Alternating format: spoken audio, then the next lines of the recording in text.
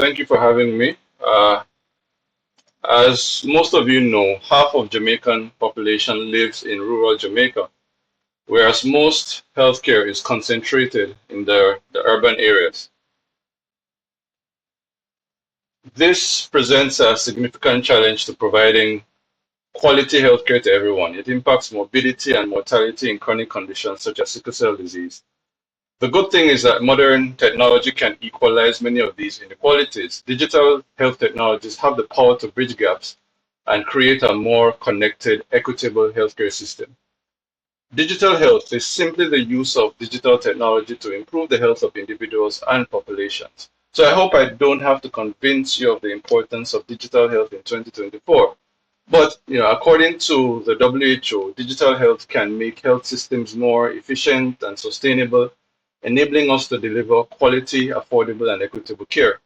And the evidence shows that telemedicine can enhance care by making it more accessible, more efficient, particularly for chronic conditions. However, its success depends heavily on patients' trust in these platforms. But if you're still a holdout, just look at all the smartwatches, wearables, smartphones around you. A sizable segment of the healthcare decision makers are now digital natives. So whether as parents, children of the elderly, or patients themselves, analog experiences are increasingly seen to be anachronistic and can send negative signals. But it's not all digital roses. We have to ask the question: how do we ensure that the dignity and rights of patients are safeguarded with this technology? How do we digitize and not lose the trust that comes with the human touch? Because back in the day, you go to a clinic, you describe your symptoms to the nurse, the doctor, the nice lady in the back. You could clearly see where your data was being stored. Now you describe your conditions, they put the information in a computer and it goes straight snuff into the cloud somewhere. And you begin to wonder, when you get an advert on Facebook for hemorrhoid cream or athlete's foot powder, is my data secure? Doctors would not run consultations on an Oxford Express, and poor data privacy is the digital equivalent of this. Now, I've had the privilege of guiding providers through integrating digital tools into their operations. My work has been, about the marriage between innovation and ethical approaches. And today we'll explore three key areas: the ethical foundations of data privacy, its impact on trust and equitable access, as well as the ethical dilemmas of using patient data in a digital age. In short, we'll explore how we can create a healthcare system that combines cutting edge with respect for patients' privacy. This has been a key question whenever I've engaged providers to help them get compliant with the Data Protection Act.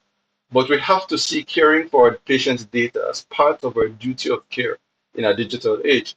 But this is not alien to healthcare because confidentiality has always been a value. But I've noticed that we've struggled to integrate or translate that value into a digital environment. So digital privacy is integral to modern medicine. It doesn't just protect individual patients, it builds trust. And without that foundation of trust, we don't have that much to offer our patients.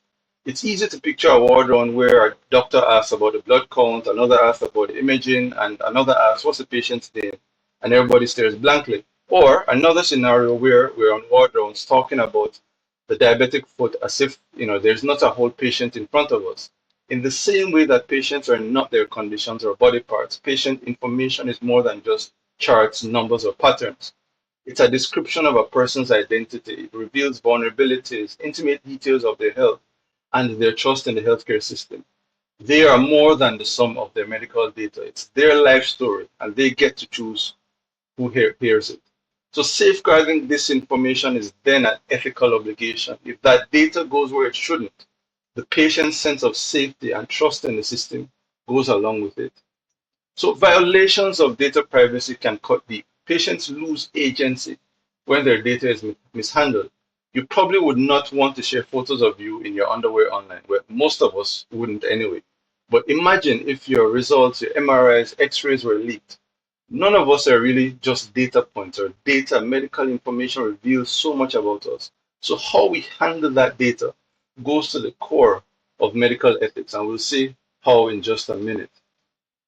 So let's look at a real-world example, which comes from the UK's National Health Service and its ill-fated Care.Data program. So they aim to centralize patient information from GPs into a single database. It was meant to ease operations and facilitate research, but it failed spectacularly. Patients were not adequately informed about how their data is going to be used. The process for opting out was complicated. They sent leaflets to households focused on the benefits, but did not include an opt-out form or address privacy concerns. You notice, in the previous presentation, we spoke about consent. Part of this consent is being able to opt out of, particular use of your data. So the lack of transparency led to resistance. The backlash, swift and total. Public outrage, professional skepticism forced the NHS to pause the program in 2014 and then abandon it in 2016. So that experience proves that ethical considerations in data handling, how we use data for research, for care, or for commercial purposes, are not optional. Patients must feel confident that their information will be handled as carefully and as respectfully as we hope their bodies are being handled, or they may withhold vital details, avoid seeking care, or disengage from the system entirely. Respecting data privacy is more than just compliance, it's about trust, the relationship that healthcare is built upon. And without trust, even the most advanced technologies or innovative treatments can be useless. Trust is fragile and frequently unrepairable when broken. So a large data breach can destroy trust forever, having such a seismic effect that patients fear that their data may be abused and destroying the entire foundation of care. So without trust, the free exchange of information becomes stifled. Patients withhold vital details about their health or fail to disclose symptoms that could be critical for diagnosis and treatment. This hesitation can lead to incomplete care, misdiagnosis, and even death.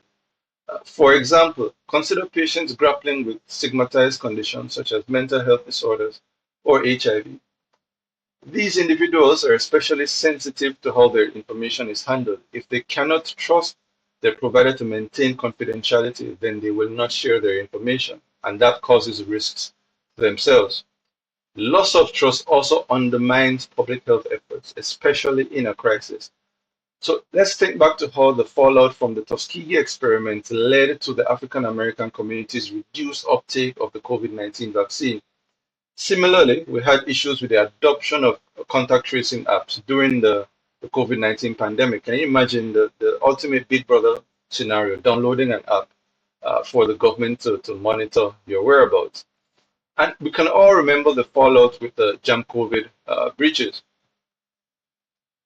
We all had that family member that was sure every COVID jab had a microchip in it, telling the government what you think, and that breach really gave them more ammunition. What could you really say at that point? Privacy breaches can jeopardize entire populations. Communities that mistrust their healthcare systems will not participate in health programs, provide accurate information, or engage in preventative care. In this sense, privacy then becomes more than just an individual concern, but a collective and systematic one. Patients must trust us before they tick that box to share their information and, most importantly, access healthcare services. So, upholding privacy then is a demonstration of the respect for the people who depend on the healthcare system. Strong privacy protections communicate a commitment to putting patients first, reaffirming the sanctity of that patient-provider relationship. We're keeping out all the busybodies that really want to get access, even those that may be intended, passing by and see a patient folder that is unattended or exposed. So when patients know that their data is safeguarded, they feel valued not as data points, but as whole persons. And we must show the way. Transparent policies, providing clear explanations for how the data is being used, offering patients greater control over their information can build and reinforce trust. Patients place an immense amount of trust in their doctors. So, for example, with surgery, they'll trust a doctor to render them unconscious, slice them open, and poke around inside. What if they come to believe that that same surgeon has their data out there for any random with an agenda? When patients feel confident that their personal health information is protected, they are more likely to attend follow-up appointments and engage openly with providers. Marginalized communities often bear the brunt of systemic healthcare inequalities, and they are the most vulnerable to privacy violations. So therefore, the bioethics principle of non-maleficence therefore requires safeguarding personal privacy. Breaches of privacy and confidentiality, as we've shown, may not only affect a person's dignity, but can cause harm.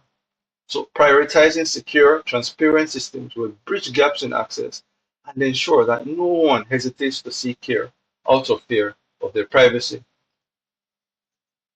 But we must ask ourselves, what does it look like? What are the rights and wrongs of handling patient data? Among the most pressing issues are the issues surrounding the use of patient data without consent. A foundational principle of medical ethics is patient autonomy, patients having the right to make informed decisions about their care. So we must confront what it means to prioritize patient autonomy, even with all the opportunities of a digital environment. Too often, when it comes to patient data, autonomy is jeopardized. Commercial, sometimes research initiatives, sometimes leverage patients' information without explicit consent, as we've heard before, which is necessary for processing data. And of course, sometimes we anonymize this data, but is that adequate? Would you feel secure knowing that your private interests could be shared with persons that you do not intend, even if that data did not include your name? The process of anonymizing data doesn't always work and can be undermined. Studies have shown that anonymized data sets can be re-identified when combined with other publicly available information. So for instance, demographic details like age and gender and location can serve as breadcrumbs, enabling the reconstruction of a person's identity. A 2000 study demonstrated that 87% of Americans could be uniquely identified using three basic demographic attributes: their zip code, their gender, and the date of birth. So, very much like in that old Eternal song, where you live can tell a story you do not want to be told. So, even with anonymized data, we must be careful and ensure that we uphold the principles of uh, data privacy. So patients must be fully aware of how their data will be used for marketing, research, public health initiatives. Uh, Without transparency, we erode the trust that underpins the healthcare system. Patients do feel more confident that their data is in good hands when we're transparent about it. We know that we're considering their rights and that we're actually showing to them exactly how their data will be used. Patients will always have the right to say no, but without trust, that becomes hell no. Even with good intentions, though, missteps in data protection can lead to breaches that compromise patient confidentiality. Being careless with patient data or being less than uh, you know, careful, not honoring the rights, the processes, and protocols violates the principle of non-maleficence by causing potential harm. Such incidents can undermine uh, public confidence in digital health initiatives and challenge the principle of justice because they disproportionately impact the vulnerable populations whose trust will be harder to regain. So, persons with low socioeconomic statuses or persons with HIV, mental health diseases, those stigmatized conditions, once we lose that trust, we can actually lose them. And that puts them at a disproportionate risk for harm. Implementing robust safeguards, conducting regular audits, and fostering a culture of accountability aligns with beneficents, ensuring that digital health systems are actually effective in promoting welfare. And then addressing these dilemmas requires us to engage patients as partners, respecting their rights to control their own data and be informed of its use, honoring the principles of autonomy. So, data privacy is more than just following regulations, it's about being future proof and prioritizing patient welfare above all else. Compliance should not be seen as a burden. It actually offers a guide and provides insight that many of us would not otherwise have as to how to meet our ethical obligations in a digital environment. So, in the digital age, data privacy is an ethical duty. It reflects our collective commitment to protecting the trust, dignity, and autonomy of every patient we serve. Healthcare providers hold the main responsibility in the mission with patient-centered privacy measures, showing dedication to safeguarding personal information. Patients must become active advocates for their rights, demanding transparency, accountability. Policymakers also have to update the regulatory frameworks to keep to keep ahead of technology. So to return to the question posed in the beginning, In Jamaica, with its diverse urban and rural communities, how do we ensure the dignity and rights of all patients? The answer lies in building digital systems that honor every individual's privacy. This way, we can reach patients wherever they are with quality care that respects their privacy. And this is how we build the digital healthcare landscape of the future with the individual patients and their dignity at its heart.